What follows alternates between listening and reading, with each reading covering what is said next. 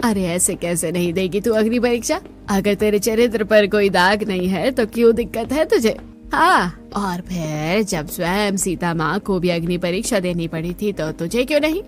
नहीं नहीं, मैं नहीं दूंगी अग्नि परीक्षा, छोड़ दीजिए मुझे। दोनों तरफ से औरतें रिकिता का हाथ पकड़कर उसे जलते हुए कोयले जिनमें से धुआं निकल रहा था उस पर नंगे पैर अग्नि परीक्षा दिलवाती हैं। लेकिन क्यों, ये जानने के लिए चलिए चलते हैं कहानी के थोड़ा पीछे। वाह बेटी, तूने तो हमारा सर गर्व से ऊंचा कर दिया, मुझे तुझसे यही उम्मीद थी। तभी दोनों हाथों से अपाहिज वीरेंद्र कहता है, बेटी तूने तो हमारा सीना गर्व से चौड़ा कर दिया, अब तू अपना सपना पूरा कर सकती है। लेकिन कैसे? मेरा कॉलेज कंप्लीट हो गया है। पर अरे दीदी, आपने कॉलेज में टॉप किया है, आपको स्कॉलरशिप मिली है और आपका एडमिशन अपने आप हो गया है। अब आप अपनी आगे की पढ़ाई बिना किसी रुकावट के कर सकती है। ये सुनते ही सभी बहुत ज्यादा खुश हो जाते हैं और फिर रितिका खाना बनाने लगती है। वहीं दूसरी तरफ, क्या हुआ बेटी, तू इतनी उदास क्यों है? तेरे कुछ परसेंटेज ही तो कम आए थे, पैसे देकर एडमिशन करवा ले। कैसे करवा लूं? आपकी उस भतीजी ने कॉलेज में टॉप करके इकलौती जो सीट बची थी ना, उसे भी हड़प लिया है। क्या वो गवाह लड़की? तू चिंता मत कर बेटे, अब मैं कुछ ऐसा करूंगी जिससे वो खुद ही कॉलेज छोड़ जाएगी। सुमित्रा की बात सुनकर यह खुश हो जाती है और फिर अगले दिन घर का पूरा काम करके कॉलेज के लिए निकलती है। दीदी, आज तो आपके कॉलेज का पहला दिन है, बेस्ट ऑफ लक। हाँ ठीक है। फिर रितिका तुरंत घर से निकलती है और कॉलेज के लिए रिक्शा पकड़कर जाने लगती है। तभी कुछ पड़ोसन, अरे सावित्री बहन, क्या करोगे इतना पढ़ा लिखा कर? कॉलेज कंप्लीट हो गया है, शादी करवा दो। मैं भी यही सोच रही हूँ, लेकिन उसने अभी मना किया है। शुरू में तो सब ऐसे ही कहते हैं, लेकिन अगर बाद में कुछ ऊंच नीच हो गई ना और उम्र निकल गई तो इस गरीबी की वजह से कहीं शादी भी नहीं होगी। शीला की बात सुनकर सावित्री सोच में पड़ जाती है। वहीं दूसरी तरफ कॉलेज के बाहर गेट पर, अरे ओ मैडम, इस तरह कहाँ कॉलेज के अंदर ससराते हुए चली जा रही हो? गार्ड भैया, मेरे इस कॉलेज में एडमिशन हुआ है स्कॉलरशिप की वजह से, ये देखिए आइडेंटिटी कार्ड। फिर रितिका आइडेंटिटी कार्ड दिखाकर कॉलेज में एंट्री लेती है। तभी उसे कुछ मॉडर्न लड़कियों का ग्रुप देख लेता है। अरे वो देखो उस गंवार को, स्कॉलरशिप के दम पर किस तरह हम जैसे अमीरों की कॉलेज में एडमिशन ले लिया है उसने। सच में न जाने इस स्कॉलरशिप की वजह से किन किन गरीबों को देखना पड़ता है। ये सारी बातें रितिका सुन रही थी, लेकिन बिना कुछ कहे लेक्चर अटेंड करने चली जाती है। वहीं दूसरी तरफ, अब लगता है सच में हमें रितिका की शादी करवा देनी चाहिए। हाँ, इसकी बुआ भी यही कह रही थी। तभी रितिका की बुआ सुमित्रा लड़के और उसके काका को लेकर घर के अंदर आ जाती है। अरे नंजी, आप यहाँ, ये लोग कौन है? अरे भाभी, अंदर तो आने दो, बहुत बड़ी खुशखबरी है, इनका पहले स्वागत करो अच्छे से। सुमित्रा की बात सुनकर सावित्री तुरंत सभी का स्वागत करती है और सुमित्रा लड़के की बहुत तारीफ करती है। अरे सुमित्रा, कौन है ये? तू इसकी हमसे इतनी तारीफ क्यों कर रही है? अरे आपके घर का होने वाला बड़ा दामाद है, रितिका की शादी करवा दीजिए इससे। ये सुनते ही तुरंत सावित्री उठ खड़ी होती है। नहीं नहीं, मैं ऐसा नहीं होने दूंगी। इस बूढ़े जैसे दिखने वाले लड़के से मैं अपनी बेटी की शादी नहीं करवाऊंगी। ये आपको बूढ़ा जैसा कहाँ से दिख रहा है?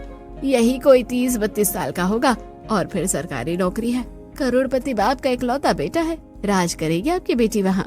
तभी वहाँ रितिका आती है। बुआ, ये सब क्या है? मैं अभी शादी नहीं करूंगी, मुझे अपने परिवार वालों की जिम्मेदारियाँ उठानी है। इस तरह मैं अपनी माँ को घर घर झाड़ू पोछा करते हुए नहीं देख सकती। परिवार वालों की जिम्मेदारियां उठानी है या कहीं बाहर तेरा चक्कर चल रहा है? इतनी बड़ी हो गई है, तू शादी करेगी तभी तो तेरी छोटी बहन की शादी होगी।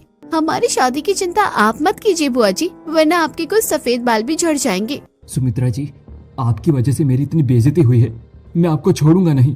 इतना कहकर राकेश वहाँ से चला जाता है और सुमित्रा भी घर से बाहर निकलती है। इस लड़की की वजह से आज उन लोगों के सामने मेरी बेइज्जती हुई है। अब मैं कुछ ऐसा करूंगी जिससे इस लड़की की चारों तरफ थू-थू हो जाए। ये सोचकर सुमित्रा वहाँ से चली जाती है।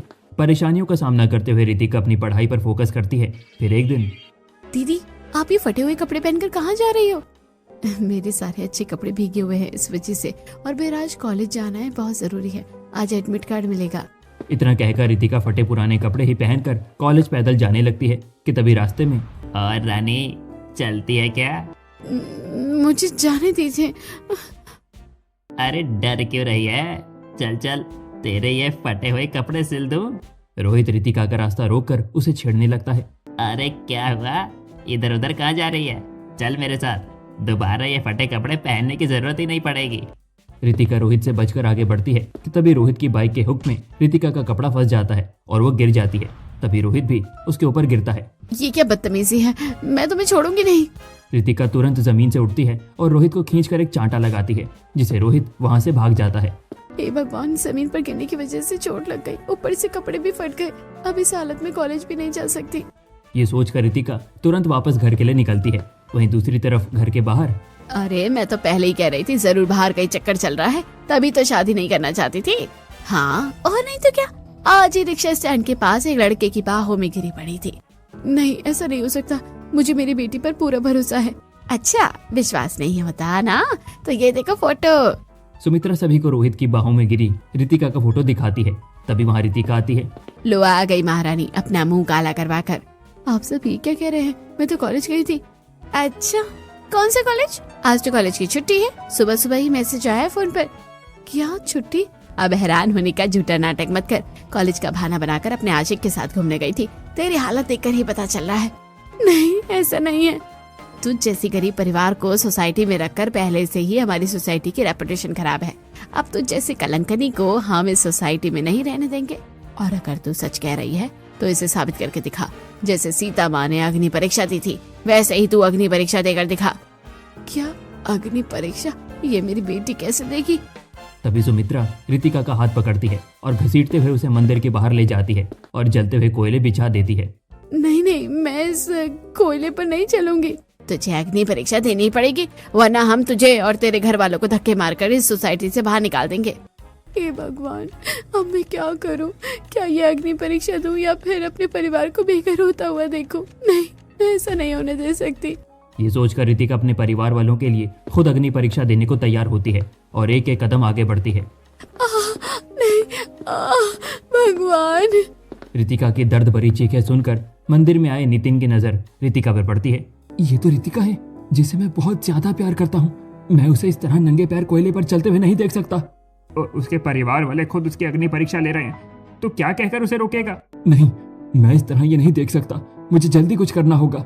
वहीं दूसरी तरफ रितिका कोयले के ऊपर से चलकर मंदिर पहुंचती है, जिससे उसके पूरे पैरों में छाले पड़ जाते हैं और वो जमीन पर गिर पड़ती है। हे भगवान, इसने तो अग्नि परीक्षा दे दी। मुझे तो लगा था कि ये अग्नि परीक्षा नहीं देगी और फिर मैं इसकी शादी राकेश के साथ करवा दूंगी। इसने अग्नि परीक्षा दे ही दी है, अब ये इस सोसाइटी में रह सकती है। सभी वहाँ से चले जाते हैं और रितिका के परिवार वाले उसे घर लेकर आते हैं और बिस्तर पर लेटाते हैं। बेटी तो मुझे माफ कर दे, वहाँ मौजूद होने के बावजूद भी मैं कुछ नहीं कर पाई। हाँ बेटे, तुझे हमारे सामने इस तरह अग्नि परीक्षा देनी पड़ी, हमें माफ कर दे। दीदी, आपके पैरों में तो बड़े बड़े छाले पड़ गए हैं, दीजिए मैं दवा लगा देती हूँ। फिर श्रेया तुरंत रितिका के पैरों में मलहम लगाने लगती है।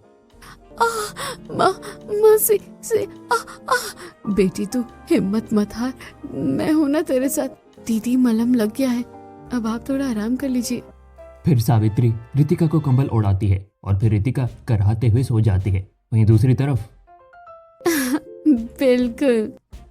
वैसे भैया, आप आज इतने चुप कैसे हैं? नहीं, कुछ नहीं। नहीं, कुछ तो बात है, तू बता सकता है हमें।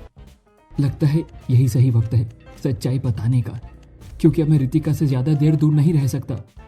ये सोचकर नितिन रितिका के बारे में सभी को सारी बातें बताता है।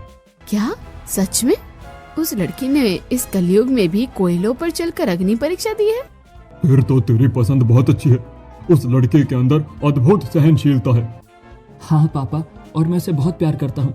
मैं उसी से शादी करना चाहता हूँ। उसके अलावा मैं किसी से भी शादी नहीं करूँगा। लेकिन ऐसे कैसे मैं किसी भी लड़की को हमारे पूर्वजों की पूरी जायदाद सौंप दूं? नहीं, ये शादी नहीं हो सकती। इतना कहकर प्रभाती देवी कमरे में चली जाती है और मुकेश उनके पीछे पीछे जाता है। माँ, भले ही ये लव मैरिज हो, लेकिन जो लड़की अपने माँ बाप के लिए इस कलयुग में भी अग्नि परीक्षा दे सकती है, सोचो वो कितनी समझदार और सहनशीलता से भरी होगी। एक काम करती हूँ, शादी के लिए हाँ कर देती हूँ और फिर धीरे धीरे उस लड़की को परख लूंगी। ये सोचकर प्रभावती नितिन को शादी के लिए सहमति दे देती है और अगले ही दिन पूरा परिवार रिश्ता लेकर पहुंचता है। अरे आप लोग कौन हैं? हम आपकी बेटी के लिए अपने बेटे नितिन का रिश्ता लेकर आए हैं। इस तरह अचानक? हाँ, हम और ज्यादा देर नहीं करना चाहते थे। नितिन आपके बेटी से बहुत सालों से प्यार करता है, बस उसे कभी बोलने की हिम्मत नहीं हुई। लेकिन मैं अभी शादी नहीं करूंगी। देख बेटी, अब तो इनकार मत कर, पहले ही बहुत कुछ हो गया है। हम और ये सब नहीं झेल सकते। तेरे बाद श्रेया की भी शादी करवानी है। सावित्री की बात सुनकर रितिका मायूस होकर हाँ कर देती है और इस तरह दोनों परिवारों की आपसी सहमति से रिश्ता तय हो जाता है। फिर कुछ दिनों बाद हे भगवान, क्या सच में यही कलयुग है? जिन अपनों के लिए मैंने अग्नि परीक्षा तक दे दी, उन्हें अभी भी मुझ पर विश्वास नहीं है। क्या कभी मेरे ससुराल वालों को मुझ पर विश्वास होगा? अब इसी तरह दिन बीतते हैं और फिर शादी के दिन अब वर और वधू पैरों के लिए खड़े हो जाए। नितिन खड़ा होता है और रितिका भी लड़खड़ाते हुए खड़ी होती है। अरे संभाल कर रितिका, तुम ठीक तो हो ना? नहीं नहीं, कुछ नहीं, बस ऐसे ही। फिर रितिका नितिन के साथ लड़खड़ाते हुए छाले वाले पैरों से ही फेरे लेती है। मुझे पता है रितिका, तुम्हारे पैरों में छाले हैं उस अग्नि परीक्षा की वजह से, लेकिन मैं अभी कुछ नहीं कर सकता, मुझे माफ कर दो। फिर इस तरह शादी की रस्में खत्म होती हैं और रितिका की विदाई के बाद वो नितिन के साथ अपने ससुराल पहुंचती है। और फिर गृह प्रवेश के वक्त बहू, अब अपने दाहिने पैर से इस कलश को गिराकर घर में गृह प्रवेश करो। फिर रितिका तुरंत कलश गिराकर जैसे ही अपना दाहिना पैर आगे बढ़ाती है कि तभी रुक जाओ बहू, पहले इस आलते के थाल में पैर रखो और फिर घर में एक लक्ष्मी की तरह गृह प्रवेश करो। अरे हाँ, मैं तो भूल ही गई थी। बहू, संभल कर करना ये रस्म। जी मम्मी जी।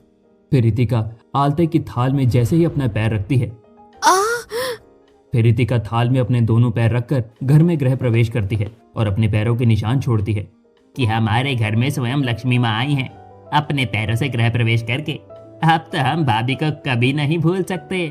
रितिका शर्मा जाती है और तभी भाभी अब थक गई होगी, चलिए आपके कमरे में मैं छोड़ देती हूँ। फिर कीर्ति रितिका को उसके कमरे तक छोड़ती है और फिर वहां से चली जाती है। रितिका, बहुत रात हो गई है, चलो हम सब सो जाते हैं। हाँ ठीक है। फिर रितिका जैसे ही अपने पैर उठाती है तभी उसके पैरों से बहुत रफ्तार से खून बहने लगता है। रितिका, तुम्हारे पैरों का ये अल्ता अभी तक चौंक क्यों रहा है? एक बार अपने पैर दिखाओ जरा। नहीं नहीं, इसकी कोई जरूरत नहीं है, ये तो बस ऐसे ही।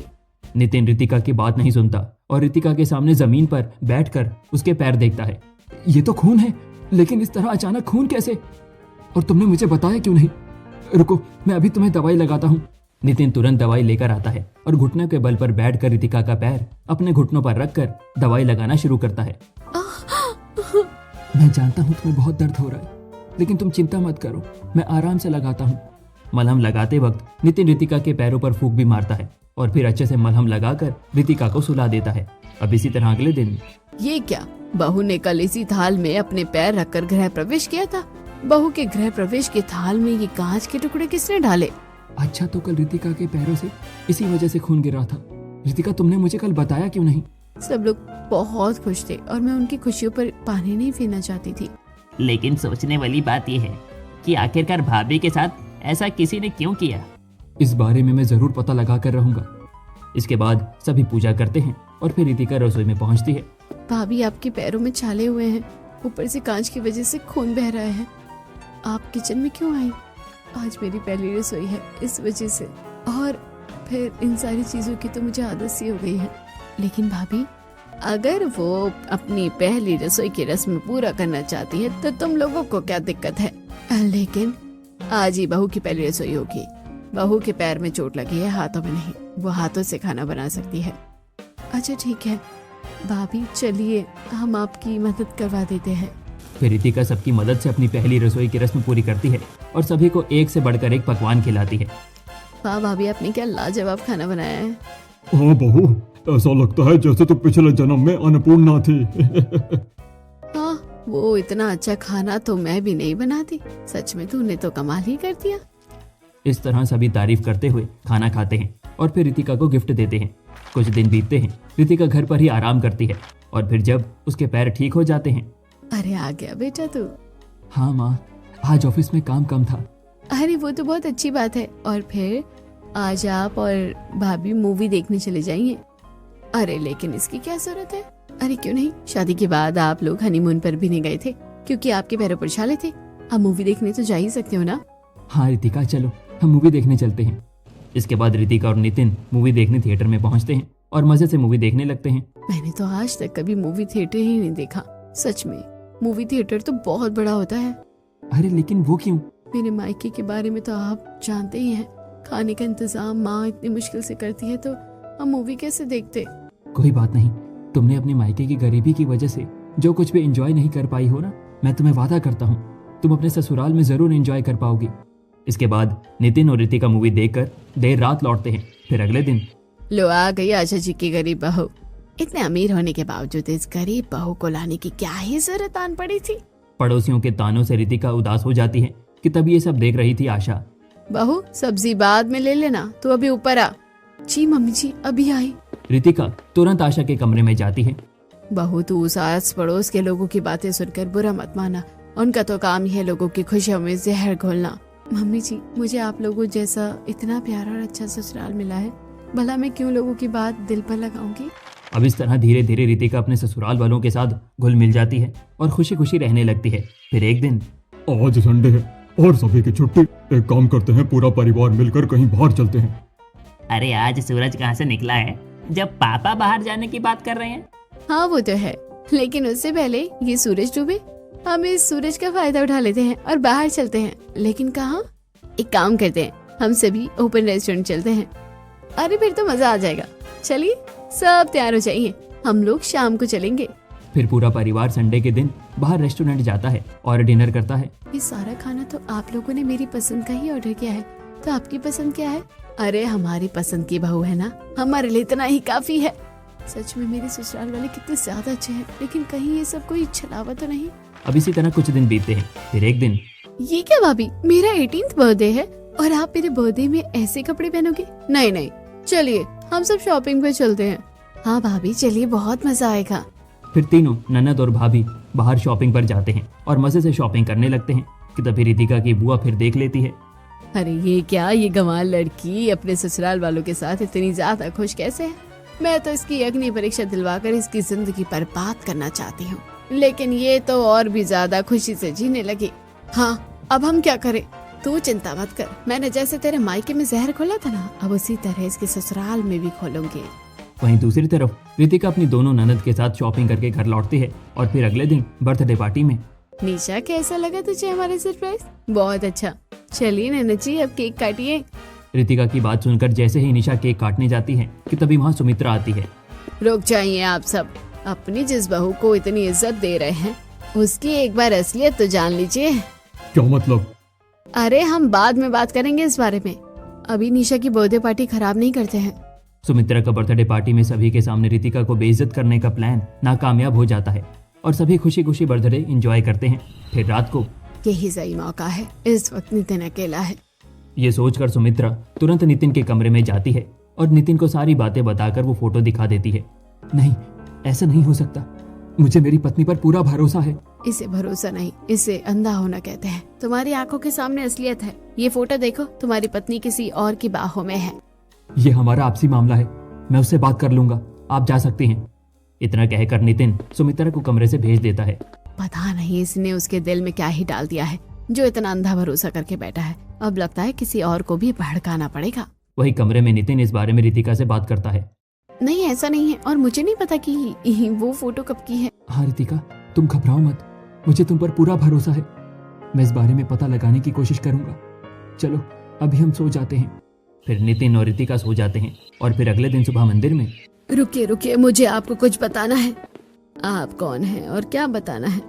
यही कि जिस लड़की को आप सती सावित्री समझ रहे हैं वो कलंकनी है।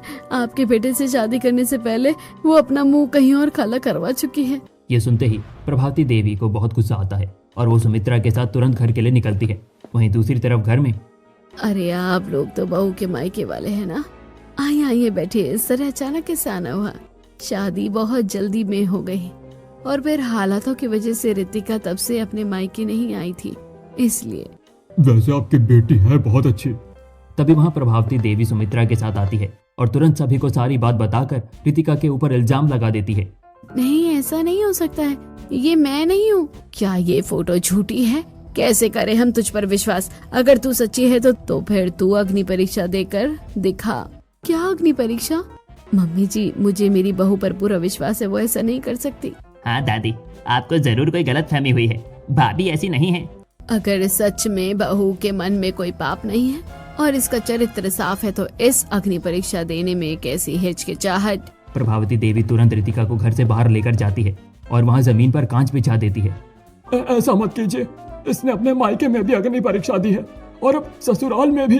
क्योंकि ये गलत है, और अगर गलत ही नहीं है तो इसे अग्नि परीक्षा देनी पड़ेगी। इस कांच के टुकड़ों पर इसे नंगे पैर चलना ही पड़ेगा, उसके बाद ही घर जा सकती है। न जाने मेरी ही किस्मत के रास्ते में इतने सारे कांटे भरे पड़े हैं, पहले मायके में अग्नि परीक्षा और अब ससुराल में भी। खैर अब तो आदत सी हो गई है। ठीक है, तो मैं तैयार हूँ अपनी परीक्षा देने के लिए। नहीं बहू, इसकी कोई जरूरत नहीं है। रितिका आशा की बात नहीं सुनती और वो अपना एक कदम जमीन पर पीछे कांच पर रख अग्नि परीक्षा की शुरुआत करती है। नितिन। फिर रितिका जैसे ही अपना दूसरा पैर आगे बढ़ाती है कि तभी आयुष उसके पैर के नीचे अपना हाथ रख देता है। आउच! देवर जी हट जाइए, ये मेरी अग्नि परीक्षा है, आप क्यों खुद को चोट पहुंचा रहे हैं? तभी वहां नितिन रोहित को पकड़ कर लाता है। रुक जाइए, किसी को भी अपनी परीक्षा देने की कोई जरूरत नहीं है, क्योंकि असलियत ये बताएगा। बताओ। बताता हूँ। दरअसल असलियत ये है कि उस दिन सुमित्रा आंटी ने मुझे पैसे दिए थे ताकि मैं जाकर रितिका को छेड़ूं और उससे बात करने की कोशिश करूं, ताकि सही मौका देकर हम दोनों के साथ में फोटो क्लिक कर रितिका को बदनाम कर सके। मुझे तो पहले ही विश्वास था मेरी बहू ऐसा कुछ नहीं कर सकती। मुझे माफ कर दे बहू, तुझ पर भरोसा न कर इस औरत की बातों में आकर मैंने तेरी अग्नि परीक्षा ले ली, साथ ही तुझे गलत समझकर गृह प्रवेश के वक्त तेरे आलते में कांच किसी और में नहीं मैंने ही मिलाया था। अब मुझे माफ कर दे बहू, मुझे माफ कर दे। बेटी तू मुझे भी माफ कर दे, तेरे मायके में भी तेरी अग्नि परीक्षा हुई थी और अब उस वक्त कुछ हम नहीं कर पाए, हम तेरे कसूरवार हैं, हमें माफ कर दे। जो हो गया सो हो गया, अब आप लोग भूल जाइए और मुझसे माफी मत मांगिए, क्योंकि बड़ों के हाथ सिर्फ आशीर्वाद देते हुए अच्छे लगते हैं, माफी मांगते हुए नहीं। बहू तो कितनी ज्यादा मैच्योर और समझदार है, और एक मैं हूँ जो इस घर की सबसे समझदार जमींदार मुखिया होने के बावजूद इतनी बड़ी गलती कर बैठी। मेरा पूरा प्लान चौपट हो गया। आखिरकार उस लड़की के बारे में इसे कैसे पता चला? क्या हुआ, यही सोच रही है ना आपकी मुझे कैसे पता चला? जिस रात आपने मुझे फोटो दिखाया था उसी रात ही मुझे शक हो गया था, क्योंकि ये लड़का कोई और नहीं बल्कि मेरे ऑफिस में ही काम कर रहा एक स्टाफ है। ये सुनते ही सुमित्रा के पैरों तले जमीन खिसक जाती है। इसकी वजह से मैंने अपनी सती सावित्री जैसी पवित्र बहू की अग्नि परीक्षा लेने का बड़ा पाप किया है। इसे अभी के अभी यहाँ से बाहर निकालो। नहीं प्लीज ऐसा मत कीजिए, नहीं। रितिका मुंह फेर लेती है और सुमित्रा को धक्के मारकर वहां से भगा दिया जाता है। फिर सभी लोग घर के अंदर जाते हैं कि तभी रितिका देखती है कि ये क्या है? बहू तुझे मेरी वजह से अग्नि परीक्षा देनी पड़ी और उस गलती को सुधारने के लिए ये बहुत छोटी बात है, लेकिन फिर भी तू इन फूलों पर चलकर घर के अंदर आ। फिर रितिका चारों तरफ बिछे फूलों पर एक एक कदम रखकर आगे बढ़ती है और तुरंत अपनी सास आशा को गले लगा लेती है। सच में आप सब लोग बहुत ज्यादा अच्छे हैं। इस मुश्किल परिस्थिति में भी मेरा साथ दिया और मुझ पर भरोसा किया। और देवर जी आपने तो मेरी वजह से खुद को चोट भी लगा ली। भगवान करे ऐसा ससुराल हर लड़की को मिले। बेटी मैं तुझे इस तरह ससुराल वालों के साथ खुश देखकर बहुत खुश हूँ। भगवान करे तुझे किसी की नजर न लगे। इसके बाद सावित्री वापस लौट जाती है और रितिका अपने ससुराल वालों के साथ खुशी खुशी रहने लगती है।